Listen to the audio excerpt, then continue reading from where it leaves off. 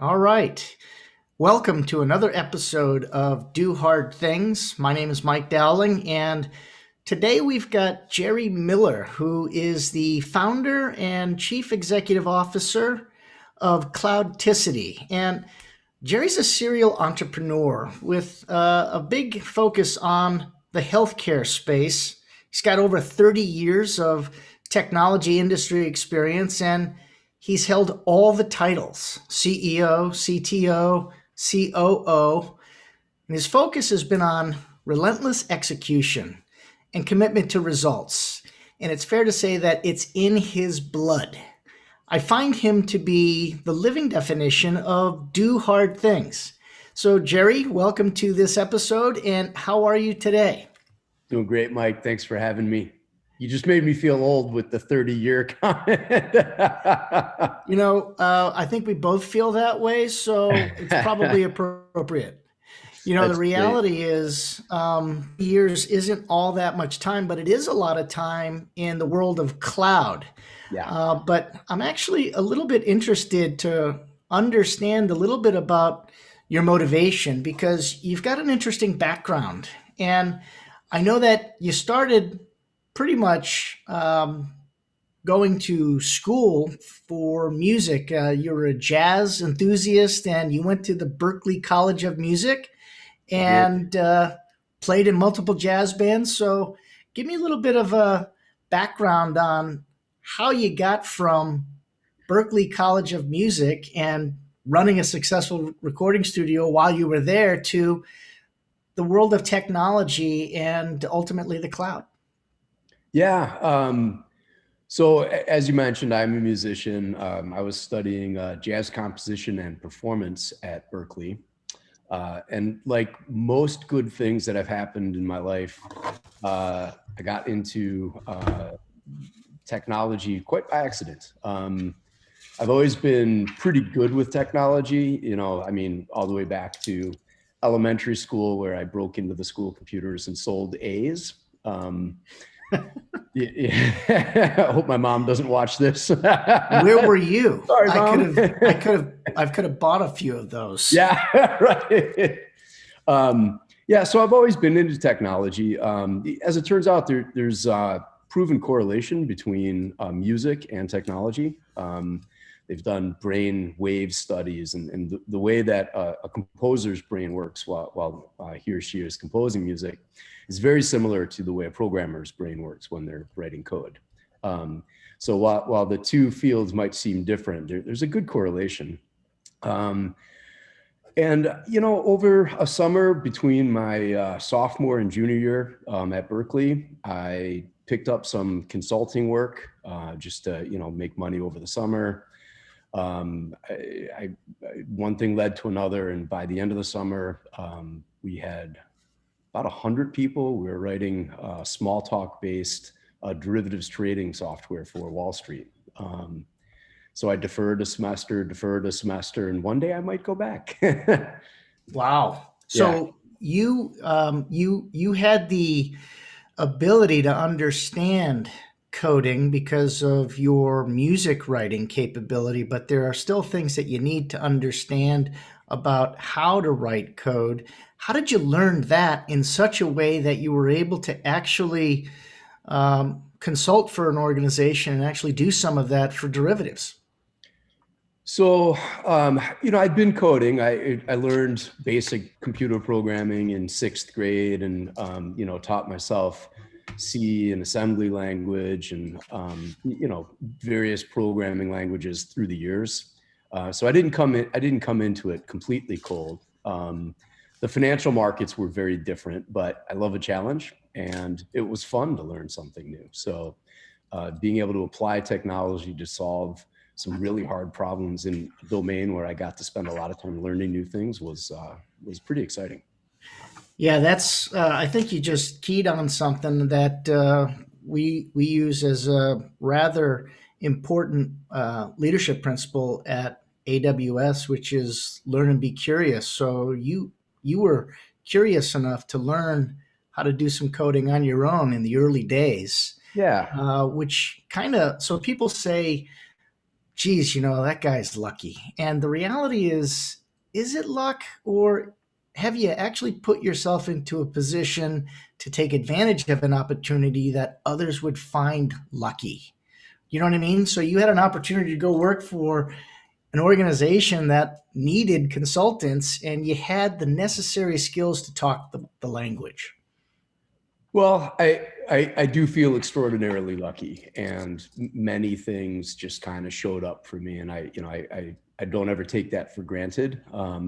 And I do agree that the more prepared you are, the more lucky you're likely to be.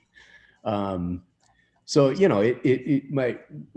my career has been a series of fortuitous events, and I've fortunately been able to take advantage of some really good lucky circumstances that have happened.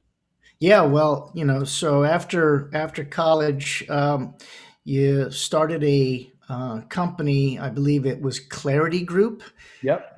which is a technology consulting firm, and you pretty much did that for most of the early 2000s, or at least the second decade of the 2000s. So And Clarity you've Group also was been the, investing the in 90s. startups. Yeah. So Clarity Group was the 90s. We 90s, started that okay. in the early 90s.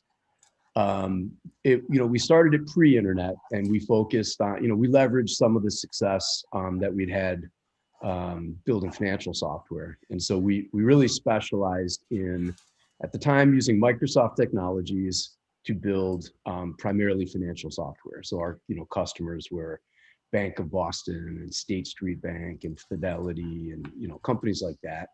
When the internet hit, that kind of came like a lightning bolt for us, and so we did a pretty quick pivot. We didn't change industries. We still focused on financial industry, but we really started to think about how this sort of ubiquitous connectivity and ability to communicate digitally might impact and transform financial transactions. And so, we did things like we wrote the first stock trading platform at State Street Bank, and we built internet-based proxy voting systems for Fidelity. So we got some of the first in the financial industry on the internet. And then we were able to exit that company kind of right at the height of the dot-com boom before the crash happened Wow. in 1998. So, after you had done that work, Mm-hmm. uh, you took a different approach because as an entrepreneur, as a business owner, Mm-hmm. consultant, working for yourself, Yeah, and really working for your customers, you ended up going to Microsoft, I did. and you took a big logo job. Yeah. And let me ask this question, because people say that you're either an entrepreneur and you do things for yourself and you can never Mm-hmm. work for anybody else. But, Yep. I've seen a lot of great people who lead their business as entrepreneurs do really well at large companies because they continue to run their own business. How did you approach your role with an entrepreneurship mentality? And was that mentality, did others at that organization have the same mentality as you? Was it helpful for you? It's a great question. Let me first say that the years that I spent with Microsoft were absolutely pivotal in learning what I need to know to be successful today. It was a great experience. It was one of the only jobs I've ever, the real job that I've ever had in my life. Again, it happened by accident. I didn't go searching for a job, didn't really need a job at the time. I was delivering a presentation at a Microsoft Developer Days event, and a couple of guys came up from Microsoft Consulting Services after the presentation, and they, said, "Hey, you seem like you know what you're talking about." And I think I was presenting on Visual J++, the Java development environment that existed at the time. So they said, we'd love for you to come meet my boss. Like he would like you. Let's just have a conversation.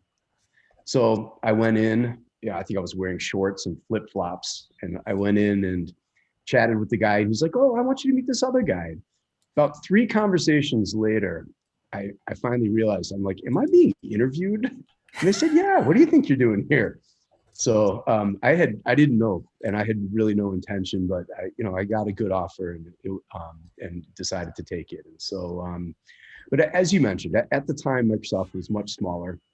It was very entrepreneurial, and I worked for a team that fortunately uh, really encouraged that degree of sort of thinking about the business, but not necessarily having to do things in a very corporate or bureaucratic way.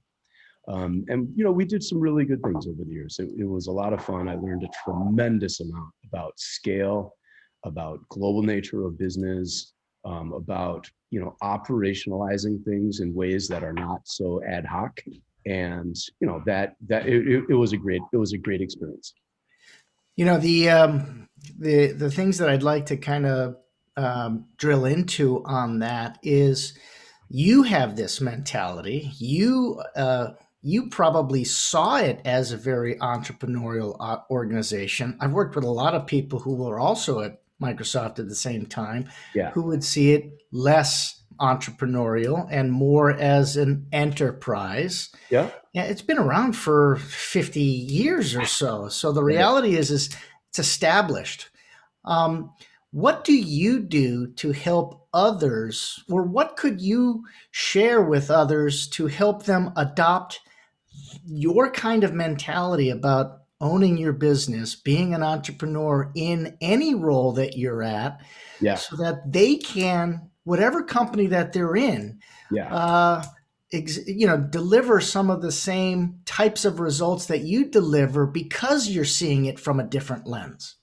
Yeah, it's a great question. I mean, I think the difficult balance in approaching an enterprise role from an entrepreneurial perspective is striking the right balance between kind of fitting in. I mean, if you're in a more corporate environment, you just can't be that weirdo outcast, right? You've got to kind of fit in with the corporate culture, and yet you still need to stand out in a way that lets you bring unique ideas to the table, that add value back to the organization. So striking that balance is really hard.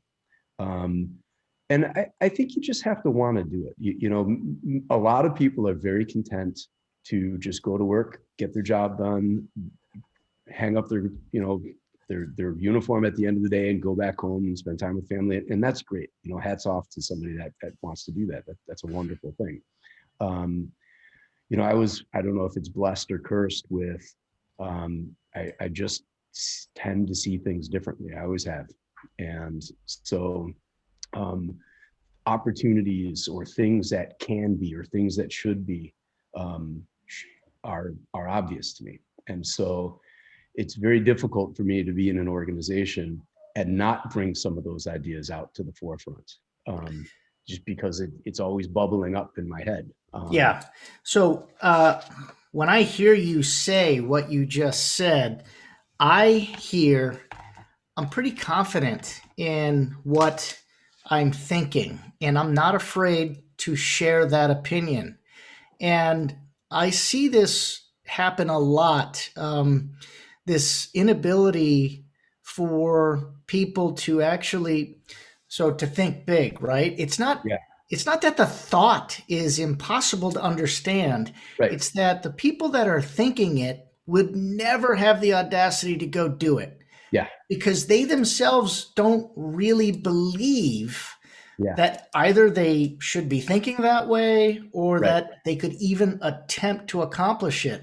right, So the idea is, how do you take such a big idea that you feel like is so obvious to you, right. share it, and then go and do it? Yeah.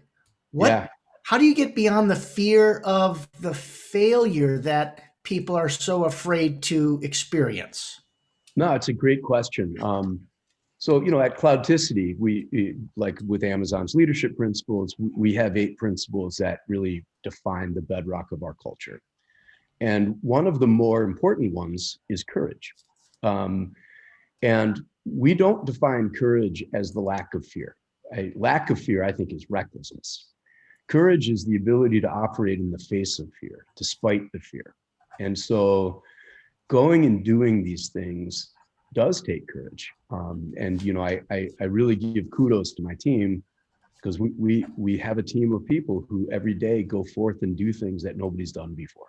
And that takes a tremendous amount of courage. And my hat's off to the men and women that I'm privileged to work with every day.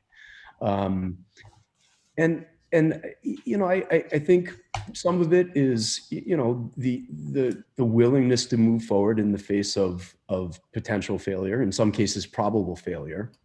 And so the other piece that I think is important is to recognize that failure is not a bad thing.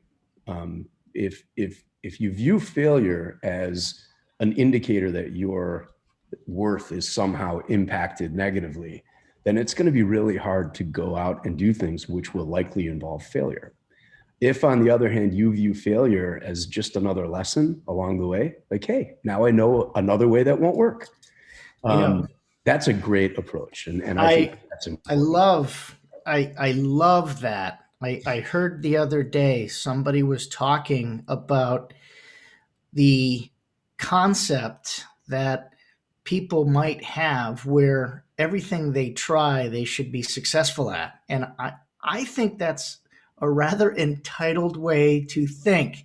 Yeah. Makes life seem super easy if everybody expects to, succeed on their very first try. In fact, that's the whole point of trying. There's a high probability that you're going to fail, and you should fail so that you can figure out ways to avoid failing the next time you do it. And I also heard somebody say that it's not how often you fail that matters, it's what you do after you fail. Right. That actually determines your success. Absolutely. What do you think about that?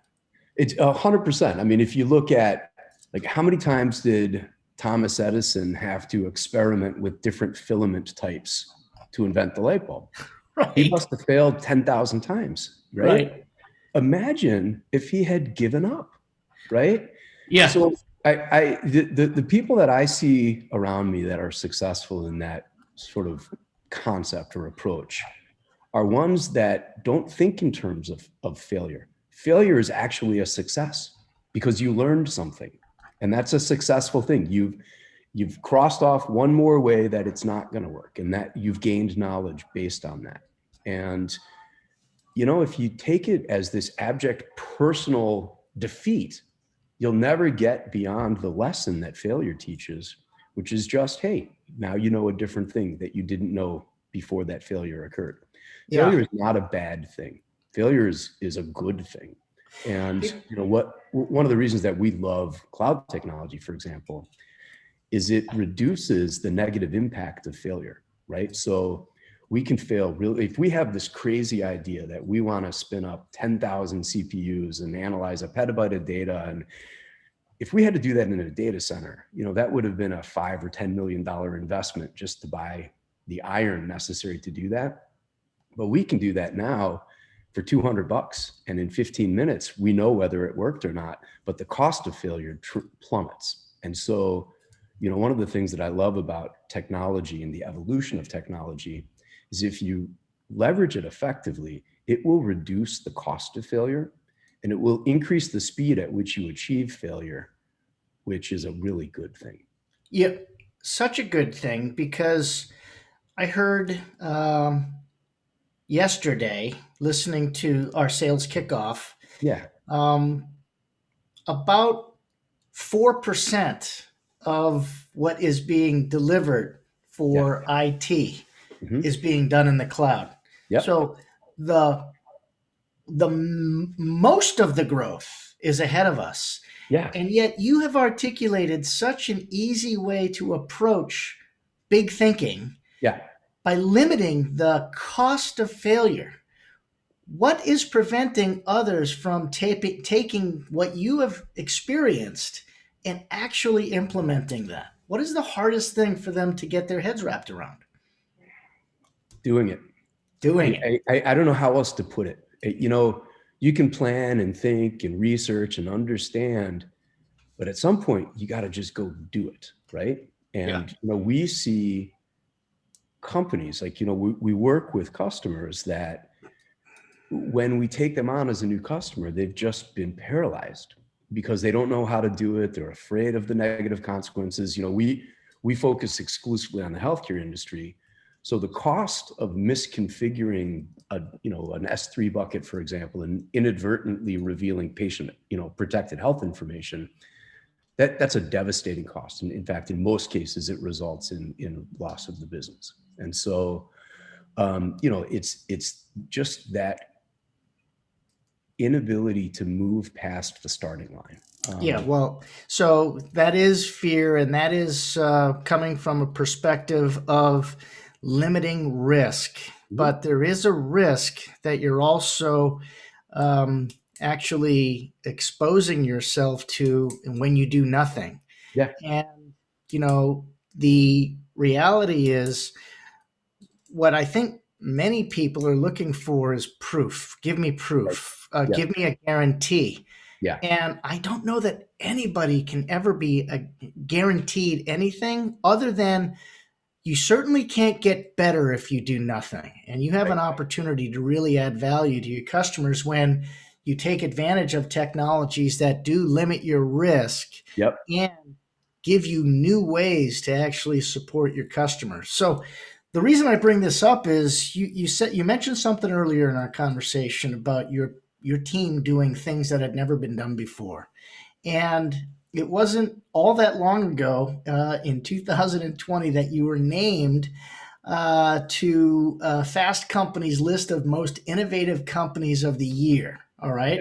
It was an honorable mention with Cloudticity. And the reality is, 2020 created an opportunity for you that you were able to seize. Tell me about that, being honored with that, and how did that come to be?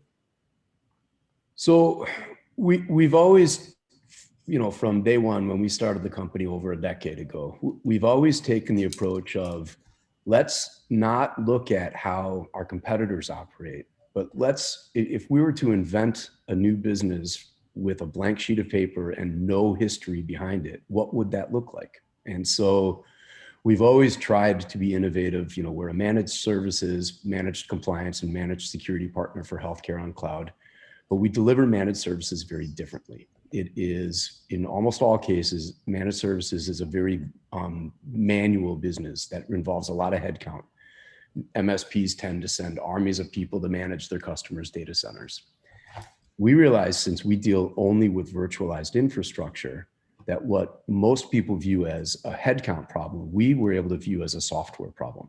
And so we wrote our platform, Cloudticity Oxygen, that to automate the vast majority of what most MSPs have to do with fingers on keyboards. So our history is always taking an existing business and reinventing how it's delivered in a way that's more efficient and is able to take advantage of the most modern technology. Because we're in the healthcare industry, we had been thinking hard about how do you do healthcare data integration in a more modern way? Because healthcare produces tremendous, unthinkable amounts of data. And collecting those data from disparate sources and integrating them is really hard. And because we had been doing some thinking and some experimentation around that, we invented some intellectual property that really facilitates building massive healthcare related data lakes at scale. And when COVID hit, it was, sort of being in the right place at the right time. I talked about a series of lucky events. That this was, nothing lucky about COVID, but it's lucky that we had invented some technology that could help. So for example, when the state of New York in March was the hardest hit state in the country in terms of COVID hospitalizations and deaths per capita, they reached out to us to see if we could help. We had an operational data lake in 6 days. And in 6 weeks, they went from being the hardest hit state in the country to the first state to cross green. And as a result, at least tens of thousands of people did not die. Wow. And that, to be able to say that you just had a little piece of that and be Yeah. able to impact real lives and families that way is a tremendous thing. And, we were really honored to be able to be part of that solution, and to win some of the awards like the one that you just mentioned as a Well, result. listen, Gerry, you just humanized what technology can do. That is the whole reason Yeah. why people literally go into business to help improve or to help others do things that Yeah. could never have been done before. And the opportunity to save lives like that Yeah. during a global pandemic, Yeah. you know, it's glorious. So It's glorious. It's, our mission has always been to help every human on earth get healthier through the work that we do. And it sounds pithy, but if you know my team, you know that every one of us, to the last person, leaps out of bed every morning. And that's what's first on our mind, because we really think we can do it. And that was, one of many examples where we just really got to live our mission. fantastic. I appreciate you sharing that with me and with everybody who's listening here, because those are the gems that you're looking for when you're talking to people who will build a business. You really don't know what you're going to be able to do, and to be able to take advantage of something like that and share it is glorious. Yeah. Thank you. Now, Thank you. there's a few things that I like to kind of talk about. Obviously, we call this do hard things, Yeah. and you know, do hard things means different things to different people. Mhm. And I'm just want to put you on the spot and ask you what you perceive is hard, and what do you do to prepare yourself to go do it? So everything about building and operating a company is hard. It's not like what you see on TV where there's, two kids in a garage and then there's this montage and they're billionaires, right? It doesn't happen that way. And what's really hard about it is, there's the saying that an entrepreneur is somebody willing to work 80 hours a week so they don't have to work 40 hours a week. That's true. And you do have to give up a lot of time with family, time with friends. There's a tremendous amount of risk. Much more often than not, business ideas fail. The hardest thing for me is the level of responsibility that I feel, right? I've got a whole staff of people who rely on me and the decisions that I make to pay their mortgages and, put their kids, pay college tuitions and buy groceries. And that responsibility is something that I think about every minute. And, and the same goes with our clients. Like we have about 100 million people's protected health information under our stewardship. And, a breach of that would be devastating to our clients and the patients that they serve. So the hardest part to me is never forgetting about that responsibility, but, never letting it become so burdensome that you become paralyzed and unable to move forward. But that's a real hard thing. I completely understand where you're coming from, and it's interesting is what's interesting to me is that you identify something that is hard, and it is also something that if you really care about it, you are unable to escape it. And so Yeah. you put yourself in that position to Yep. make the hard thing the thing that is driving you. Yeah. Does it provide you any satisfaction to continue to shoulder that load? I mean, it must. Oh yeah. Yeah. I mean, what I am privileged to do every single day is miraculous. And there's not a day that goes by where I don't wake up feeling like I'm the luckiest guy in the world. I get to work with some of the smartest people ever and solve really, really hard problems that have tremendous impact on real people at real scale.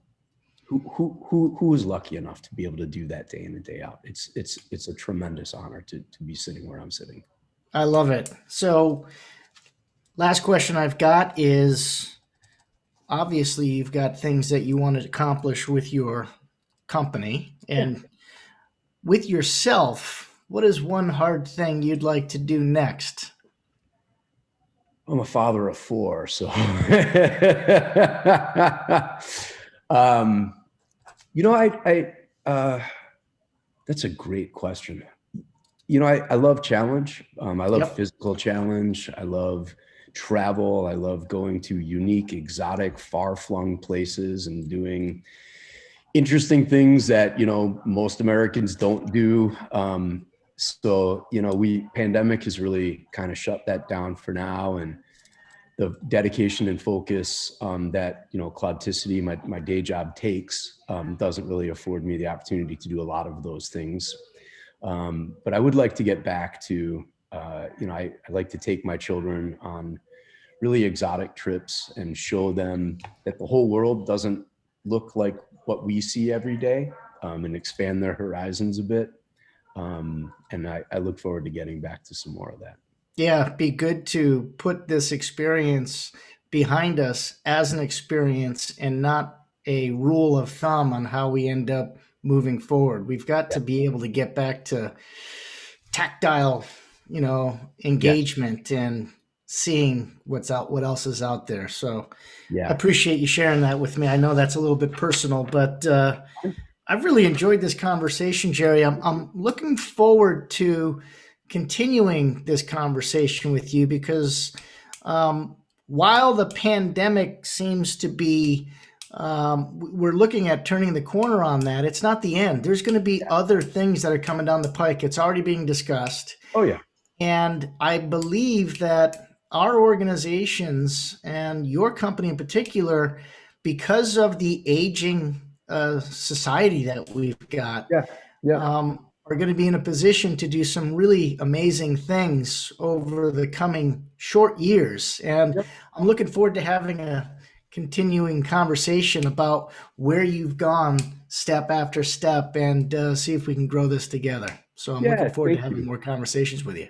No, we're super excited about the future. I mean, pandemic will be in our review at some point, and there are some big problems to fix in the healthcare space. I mean, healthcare consumes 20% of the American GDP. If it were a country, it would be the world's sixth largest economy, what we spend on healthcare in this country. And yet the system is deeply broken. And, somewhere between 100,000 and 200,000 Americans die every year from medical errors. That just shouldn't happen. That's the equivalent of 2 747 airplanes crashing every single week. Imagine what would happen to the aviation industry if that happened. Yeah, And right. we just let the healthcare industry do that, right? So we got a lot of work to do. And pandemic put some of that work on pause, but at the same time, I think healthcare technology has advanced a decade because of pandemic. And so once we have this handled and we can get back to focusing on some of the core healthcare challenges that we have, I'm pretty excited about the future. Fantastic. This is great news to hear, Gerry, and we'll see it together. In the Yeah. meantime, Chip, what do you think? Are we good? It's a wrap, guys. Hey, thank This you is very good. Thank much, you. Gerry. We'll talk to you on My the next pleasure. Do Hard Things segment we do together. Be good. That's awesome. Yeah. Thanks so much for today. It was a fun conversation. Have a great afternoon. You too. Bye-bye. Yeah.